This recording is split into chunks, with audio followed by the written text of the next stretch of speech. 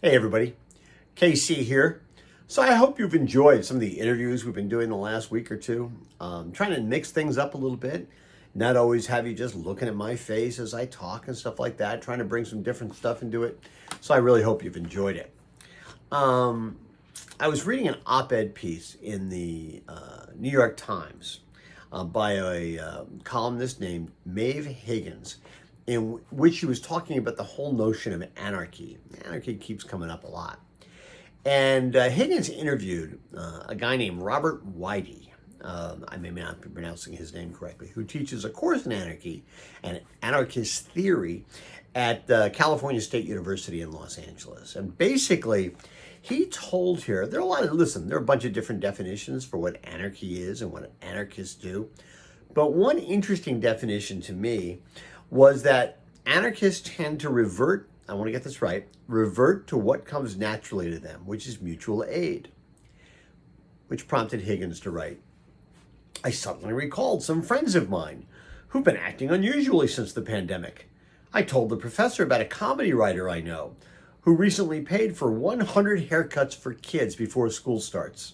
Another friend started a free book exchange in the corner of the city park.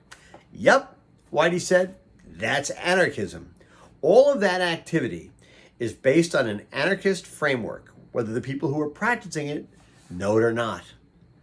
Whoa, go figure. Who would have thought that anarchists are practicing what in some communities might be known as, Christian compassion, Christian generosity, stuff like that?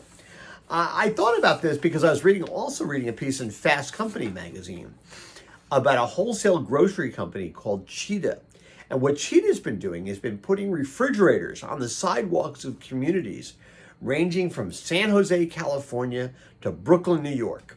And these refrigerators are stocked with juice and eggs and bread and vegetables.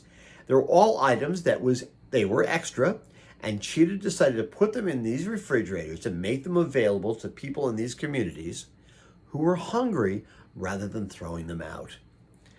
Now listen, there's nothing abstract or remote about this kind of generosity. It's very specific, it's very personal, it's very community oriented.